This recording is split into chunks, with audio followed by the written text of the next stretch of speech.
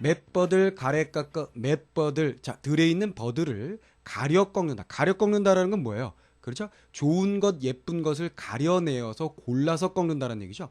그 얘기는 결국 뭐예요? 님에 대한 사랑이 크다라는 얘기입니다. 그냥 꺾는 것이 아니라 가려서 꺾는다. 그만큼 사랑한다는 얘기가 되겠죠.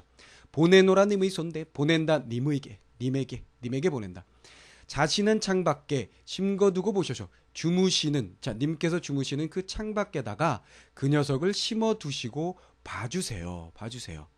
밤비에 새잎꽃 나거든 밤비에 새 잎이 나거든 자 비를 맞고 생생한 그 잎이 새롭게 돋아나거든 날인가도 녹이셔서 그것이 혹시 나인가 여겨주세요. 그러니까 뭐예요? 나인가 여기셔서 무엇이 새잎이 나인가 여겨달라 무엇이 버들이 이렇게 연결이 되죠. 그렇다면 버들이란 게 결국 뭐예요? 화자의 그 분신이면서 님에 대한 화자의 사랑을 상징하는 사물이고 또 그 다음에 님과 나를 연결시키는 매개체의 역할까지 하는 시어라고 여러분들이 정리를 해주시면 되겠네요. 그렇죠? 다시 한번 해석해 보죠. 자, 들의 버들을 예쁜 것으로 가려 꺾어서 님에게 보냅니다. 님에게 보냅니다인데 여기는 어떻게 됐어요? 도치가 이루어졌죠. 도치라는 건 항상 뭐예요? 강조하는 거죠. 그죠? 보낸다 너에게 이건 뭐예요? 너를 강조하는 거예요. 이 그러니까 뒤쪽이 끝이 님의 손데 님이 내게 님이 얼마나 중요한지를 강조하기 위해서 님을 겉으로 바깥으로 즉 끝부분으로 끌어내는 것이라고 생각을 하시면 되겠어요. 특히 우리말은 뭐예요? 끝까지 들어봐야 된다. 맨 마지막 말이 중요하다. 이렇게 얘기하잖아요. 그렇죠? 자, 그런 도치를 통해서 강조가 있고요. 주무시는 창밖에다가 그것을 님께서 심어두고 심다의 주체는 님이 되겠죠. 님께서 심어두시고 봐주세요. 비를 맞고 새잎이 나면 혹시 나인가 생각하시면서 저를 생각하시면서 봐주세요. 이런 얘기가 되겠죠. 자, 그래서 임에 대한 그리움입니다. 실제적으로 홍랑의 상황을 보면 이별의 상황 그러니까 현재 이별할 때 님과 이별하는 순간의 읊은 내용이지만 여기에 지금 나타난 작품 자체만으로 보고서는 지금 이별인지 과거에 이미 이별이 이루어졌었는지는 명확하게 알 수는 없습니다. 언제나 작품이 일단은 내적 접근을 해야 되니까요. 배경을 설명해 드리는 이유는 가끔씩 그 시조 작품 같은 경우에는 전에도 말씀드렸던 것처럼 배경과 연결시켜서 상식적으로 묻는 경우들이 존재하고 그 다음에 짤막한 내용이기 때문에 좀 더 이해를 돕기 위해서 선생님이 배경을 약간씩 설명해 준다 이렇게 생각을 하시면 되겠어요. 자, 그 다음에 박인노의 작품으로 들어가 보도록 하겠습니다. 자, 박인노 반중 조홍감이 반중이라는 건 이건 뭐 소반 상 이렇게 생각하시면 되겠습니다. 이게 소반 상 위에 상 가운데에 조홍감이라는 것은 감 중에서도 좀 빨리 붉게 물드는 그 홍시가 되는 감이라고 얘기를 합니다. 어쨌거나 붉은 감이 고와도 보이나다 곱게도 보이는구나 아우 이뻐 먹음직스럽다. 이건 먹음직스러운 모습을 이야기하는 것이겠죠. 유자가 아니라 하더라도 품엄죽도 하다마는 품에 품을 만도 하다마는 야 뭐예요 이 아저씨 입기는 아저씨죠. 예쁜 거는 품에 품어요. 먹을 것도 자 그런 얘기가 아니라 뭔가가 있죠. 품어가 반길이 없을세. 자, 왜 품으려고 했는지 알겠죠. 품어 간다면 누군가가 나한테 감을 가져왔어 맛있겠는 걸 어쩜 이렇게 맛있게 생겼어 하고 반가워할 사람이 없으므로 그것 때문에 서러워한다 이런 얘기입니다. 무슨 말인지 알겠죠? 그렇다면 이 반길이가 누군지가 여기서는 중요한 얘기가 되겠는데요. 유자를 통해서 우리가 알게 됩니다. 유자라는 건요. 유자라는 것은 뭐 중국의 고사인데요. 귤을 품에다 품는다는 그런 고사. 혹은 뭐 육적이라는 그 인물이거든요. 그래서 육적 회귤 뭐 이렇게 얘기하기도 합니다. 육적 회귤. 이 고사하고 연관이 있습니다. 그러니까 육적이라는 사람이 뭐 자세한 내막은 뭐 알 필요 있겠습니까만 육적이라는 애가 6살 때 친구 집에 갔어요. 친구 집에 가서 누군가의 부름을 받고 갔습니다. 갔는데 거기서 그 유자를 뭐 먹으라고 내줬는데 그것을 품에다 품었어요. 그 몰래 가지고 나오려고 그러는데 나오다가 뚝뚝 떨어뜨립니다. 그래서 너 그거 왜 가져가려고 그러냐 임마. 그랬더니 뭐야 어머님 갖다 드리려고요. 이렇게 얘기해서 효자로다. 그래서 그 이후에 생긴 말입니다. 그러니까 그 고사를 떠올린 거죠. 그 고사를 떠올려서 이 이야기를 하고 있어요. 그러니까 여기 반길이라는 것은 결국 부모를 이야기하는 거죠. 박인로라는 인물의 상황에서 보면 돌아가신 어머니를 이야기하고 있었고요. 그죠? 부모를 생각합니다. 그래서 효와도 밀접한 관련을 가지고 있고 풍수지탄이라는 그 사자성어하고도 밀접한 연관이 있겠네요. 자, 다시 한번 정리해 봅시다. 자, 상위에 있는 그 붉은 감이 너무도 먹음직스럽게 보입니다만 유자가 보입니다. 그래서 유자가 아니라도 품어가고 싶어요. 하지만 품어가도 반가워 맞이해줄 부모님이 없으니 그것 때문에 서럽습니다. 이런 얘기가 되겠습니다. 자, 알겠죠? 그래서 뭐 박인노 씨는 그 박인노 할아버지는 그 이덕형이라는 분 이 초대로 놀러 갔다가 감을 이렇게 대접 받으면서 그 육적의 고사가 떠올라가지고 이런 노래를 창작했다라고 얘기를 합니다. 자, 그럼 정리해 볼까요? 돌아가신 부모님에 대한 그리움, 효, 풍수지탄. 그러니까 배경설화를 알므로써 이게 좀 더 쉽게 정리가 될 수 있었는데요. 사실은 배경설화 말고 유자라는 것에 대한 배경을 알므로써도 좀 더 쉽게 정리가 될 수 있습니다. 자, 이런 식으로 그러니까 있는 것 자체만으로는 조금 뭐 이렇게 좀 명확하게 해석할 수 없는 그런 작품들이 있어요. 그래서 배경을 함께 공부하게 되는 거다라고 생각을 해주시면 되겠습니다. 효 혹은 풍수지탄하고 관련된 부모님에 대한 그런 안타까운 마음이 담겨 있었던 작품이었고요. 자, 그 다음 28번째 이계의 작품을 공부해 보도록 하겠습니다. 방안의 현난 촉불. 방안의 현난이라는 것은 켜놓은 켜져 있는 켜놓은 촛불입니다. 말 그대로. 눌과 이별할 건데 누구와 이별하였길래 자, 뭐예요? 촛불이 사물인데 누구와 이별한다라고 얘기를 했어요. 이별한다라고 얘기했다면 이건 결국 뭐가 되죠? 그렇죠. 님과 이별할 수 있는 존재라면 이것은 의인화된 형태라고 여러분들이 생각을 해주시면 됩니다. 사물이 인격화되어서 전달되고 있고요. 겉으로 눈물 띄고 속 타는 줄 모르는 거. 자, 이거 뭐예요? 사물의 속성을 그대로 잘 살펴서 문학 작품 속에 담고 있는 것이죠.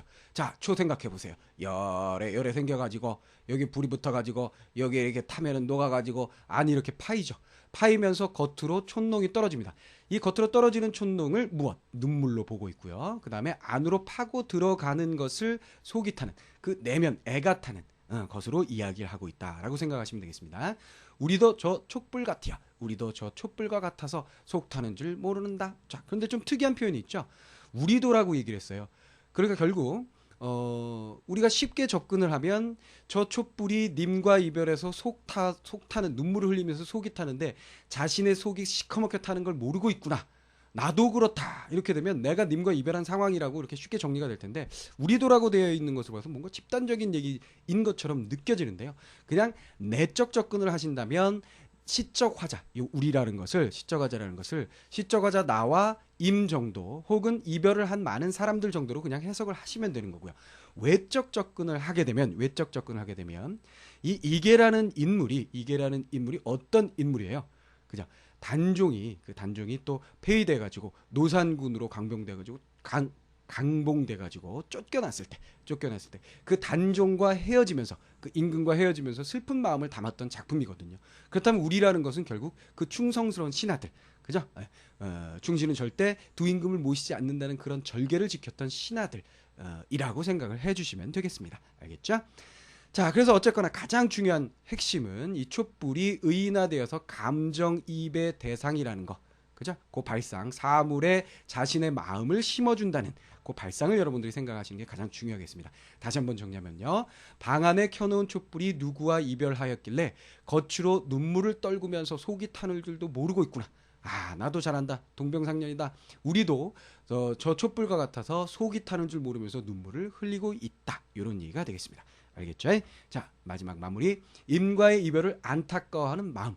근데 여기서 임이라고 하면 시대적인 입장, 배경으로 생각하면 누가 될 수 있다? 그렇죠? 단종이라고 생각하시면 된다라는 얘기입니다.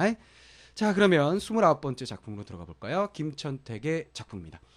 김천택이라는 인물은 평민이에요. 평민인데 그 숙정 때 포교라는 벼슬을 지내게 되고요. 정확하게 어떤 벼슬인지 모르겠습니다만 그래서 시조를 아주 잘 지었던 인물로 유명합니다. 그래서 해동가요의 57편에 장장 57편의 작품을 남겼고요. 57수를 남겼고요. 그 다음에 청구영원이라는 그 문집을 정리함으로써 국문학사상 귀중한 자료를 남겨줬던 그런 분입니다. 자, 그 정도만 여러분들이 살짝 그냥 뭐 듣고 흘리셔도 상관이 없고요. 백구야, 백구 뭔지 알죠? 흰 갈매기야, 말 물어보자. 이것도 어때요? 사물, 동물이 어떻게 되어 있습니까? 그렇죠. 인격화되어서 이야기를 주고받을 수 있는, 대화를 주고받을 수 있는 상대로서 등장을 하게 된다는 거 알 수가 있죠. 말 좀 물어볼게. 놀라지 마라사라. 놀라지 마. 명구승지. 명구승지는 쉽게 이해를 하세요. 그냥 명승지입니다. 명승지. 아름다운 경치를 어디 어디 보았난다. 자, 백구. 그러니까 이 녀석은 뭐예요? 나를 수 있는 자유로운 그 속성을 가지고 있기 때문에 아름다운 경치를 쉽게 경험할 수 있는 녀석이다, 이런 얘기죠. 나에게 자세히 일러든 나에게 자세히 말해주면 너와 걔가 놀리라. 자, 그러니까 이 작품의 특이한 점은 뭐냐면 시적 화자가 자연 친화적인 태도를 가지고 있습니다만 그 자연 속에 들어가 있진 않죠. 그러니까 들어가 있는 상태는 아니고 자연으로 가고자 하는 욕망을 가지고 있습니다. 자, 요거 여러분들에게 선생님이 강조를 어떤 강의에선가 했었는데요. 자연이라는 공간이 있으면 그 자연이라는 공간에 들어가 있느냐, 들어가느냐, 이런 세 가지 정리해야 된다 그랬어요. 바깥에 있다, 들어가서 논다, 혹 놀다가 돌아온다, 그다음 뭐예요? 거기에 정착하고 있다. 이 세 가지 형태를 구분하는 형태의 그런 질문들이 가능하기 때문에 여러분들이 생각을 하셔야 되겠고요. 그럼 이 작품 같은 경우에는 뭐예요? 밖에서 그곳을 가고자 하는 욕망을 담고 있는 작품이다라고 생각을 하시면 되겠습니다. 다시 한번 정리해 볼까요? 갈매기야, 말 좀 물어볼게. 놀라지 마. 명승지, 아름다운 경치 너 어디 어디 보았니? 나에게도 좀 얘기 좀 해줘. 너와 함께 거기 가서 놀게. 그렇죠? 너와 함께라는 것은 자연과 하나 동화가 되는 경지까지도 이야기하고 있다 생각하시면 되겠습니다. 자연 친화적인 삶을 살고자 하는 욕망을 담고 있는 그런 작품이다 라고 정리를 해주시면 되겠습니다. 자, 29번째 작품이었고요. 자, 그러면 이번 강의의 마지막 작품 한번 정리해 볼까요? 자, 이세계 작품입니다. 백설이 잦아진 고래. 백설 하면 흰눈이죠. 잦아졌다는 얘기는 이거는 뭐 잦아들었다. 즉 줄어들었다. 그러니까 자취를 감추기 시작한다, 이런 얘기죠. 기가 죽었다 정도로 생각을 하시면 되겠습니다. 그 골짜기에 구름이 머흐래라는 대조적이죠. 그러니까 이 두 개의 상황이 이 골이라는 공간을 에서 벌어지는 상황으로서 앞의 상황과 뒤의 상황이 대조적인 상황이라고 대꾸를 이루면서 대조를 이루고 있다고 생각을 하시면 됩니다. 즉 흰눈은 사라지고, 그죠? 그 다음에 구름은 가득한 그런 골짜기, 이렇게 생각을 하시면 되겠어요. 알겠죠? 반가운 매화는 어느 곳에 피었난 곳. 그렇다면 우리가 쉽게 짐작할 수 있는 것은 반가운 매화, 이것은 긍정적인 시어라는 거 쉽게 알 수가 있죠. 그런데 우리가 일상적인 어떤 그 관습적인 그 구태의연한 접근 방법을 취하게 되면 이 백설이라는 것이 이 매화를 괴롭히는 시련의 요소, 부정적인 시어로 해석을 할 수가 있어요. 그런데 그것보다 더 강한 녀석이 출현했죠. 바로 뭡니까? 구름입니다. 구름이 더 큰 시련이며 부정적인 시어예요. 그러니까 이것은 긍정, 이것은 긍정, 이것은 부정적인 시어라고 여러분들이 받아들이셔야 된다는 거 주의를 해주시기 바랍니다. 어느 곳에 피었느냐? 석양에 홀로 서이셔 갈 것 몰라 하노라. 자, 홀로 서 있으면서의 주체는 당연히 시적 화자 나가 되겠죠. 그럼 화자의 정서가 집약되어 있는 부분, 마찬가지 종장 부분이 되겠고요. 그렇죠? 석양에 혼자 서서 갈 곳 몰라 한다. 갈 곳 모른다는 얘기는 결국 뭐예요? 이 앞에 두 개의 초장과 중장이 바로 원인이 되는 거겠죠. 갈 곳을 모르는 이유는 뭐예요? 구름이 가득 차고 매화는 나타나지 않고 백설이 사라져가고 있기 때문입니다. 무슨 말인지 알겠죠? 다시 한번 있는 그대로 먼저 정리를 해볼게요. 흰눈이 사라지는 골짜기에 구름이 가득하구나. 반가운 매화꽃은 어느 곳에 도대체 피어 있을까? 피어 있으면 좋을 텐데, 그죠? 해가 질 무렵에 혼자 서서 나는 갈 곳을 몰라 한다, 이런 얘기입니다. 자, 그러면 이색이라는 인물을 여러분들이 생각을 해보시면요. 이색이라는 인물을 여러분들이 생각을 해보시면 어떤 인물이냐면요. 고려에서 조선으로 넘어가는 그 시기에 충신이라고 보시면 되겠습니다. 역시 충신은 두 임금을 모시지 않는다, 이런 태도를 가졌던 인물이다 정도로 생각을 하시면 되겠죠. 그런 인물이 결국 이 작품을 쓰게 된 이유는 당연히 뭔지 알겠죠. 그럼 그런 배경을 나중에 이색이라는 인물은 그렇게 해서 초에 묻혀 있다가 조정에서 다시 이제 조선이 건국되고 조선의 조정에서 불러들였지만 끝끝내 나가지 않았던 그런 지조를 지켰던 인물이기도 한데요. 그런 배경을 생각한다면 이 시어들이 각각 정리가 되겠죠.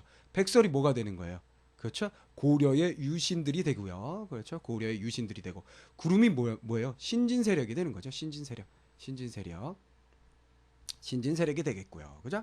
그다음에 골짜기라는 것은 우리나라를 의미한다라고 생각을 하시면 되겠습니다. 그죠? 그다음 반가운 매화는 뭐예요? 그렇죠. 새롭게 나타날 수 있는 젊은 충신들이다. 이렇게 생각을 하시면 되겠습니다. 그다음에 석양에 홀로 서 있으면서 석양이라는 것은 해가 질 무렵 뭔가 이렇게 끝나가는 상태니까 뭐가 될까요? 그렇죠. 고려가 멸망하는 상태. 그렇죠. 망해가는 그런 상황을 의미한다라고 여러분들이 정리를 해주시면 됩니다. 외적 접근을 해봤습니다. 자, 그래서 여긴 뭐예요? 현실에 대한 안타까움. 그 현실은 뭐예요? 그렇죠. 나라가 망하고 새로운 왕조가 들어서는 고려가 망하고 조선으로 이행해 가는 그런 과정에서의 안타까움을 담고 있는 작품이다. 이렇게